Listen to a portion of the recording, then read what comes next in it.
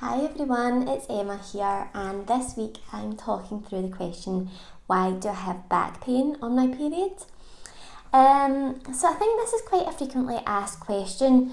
Women often experience their kind of regular cramps, but then they have this back pain as well, and they wonder, is this normal? Is it related to your period? What's causing it? So I'm just aiming to answer some of these questions and provide some answers which you might not be able to find so easily. So just talking through some of the possible underlying causes of the back pain. So the first area that I want to talk through is the possibility that you're quite dehydrated. So I've previously talked about how important it is to stay hydrated at the time of your period, and this is because it helps support your circulation for one, and your blood flow is very important at this time of the month because we need as much blood as possible circulating through your uterus, as your blood is providing vital nutrients such as oxygen to the area, and also taking away any waste products such as those prostaglandins, which can typically cause us some of the pain and discomfort that we might experience. So this is the first reason for keeping properly hydrated. But the other reason when it comes to back pain is the location of your kidneys. So your kidneys are also located in your lower back, with the womb not far in front. So there could be the possibility that you could get kidney pain mixed up with your regular monthly pains, and this is obviously something that we really want to avoid. So especially for people who might be prone to UTIs or cystitis, back pain is a bit of a red flag and something that we would want to just keep on top of. So obviously you would want to really try and up your water intake.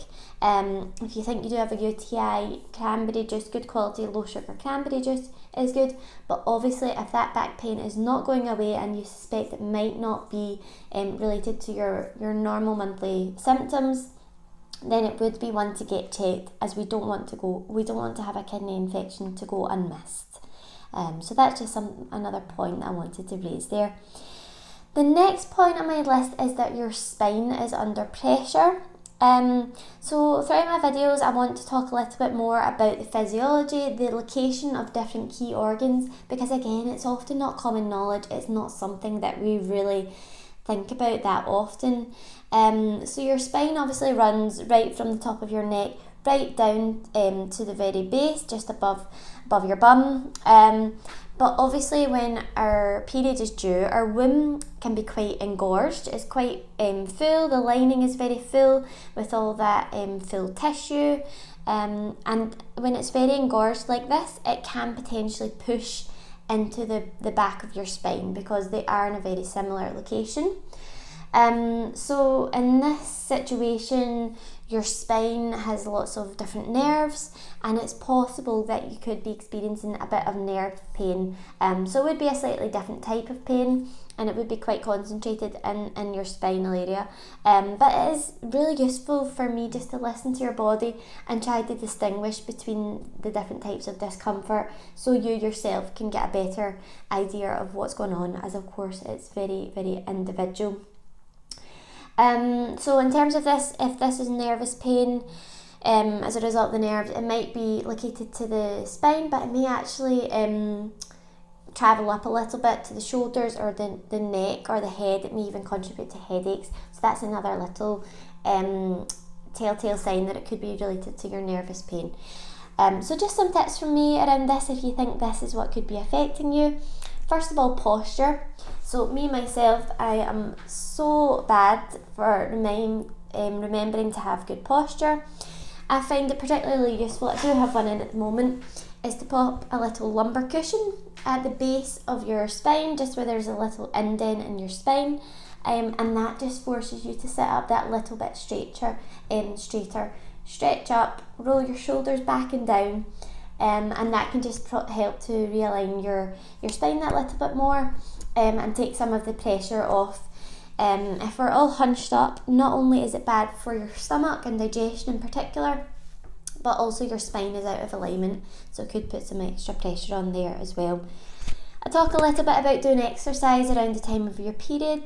I'm in no way into extremes when it comes to exercise, so just little and often is the key. But for this kind of issue, particularly stretching exercises, I'm a huge fan of Pilates. It's actually very good for helping to strengthen your spine in particular.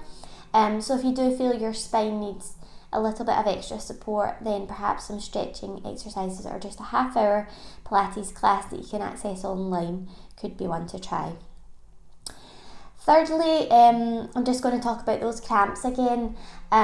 So the cramps themselves, which we get when we are on our period, is a result of your womb contracting, and as it contracts, the muscles are contracting, your blood flow can risk being limited as those contractions crush some of those smaller blood vessels on and off, which is why the hydration and circulation is so important.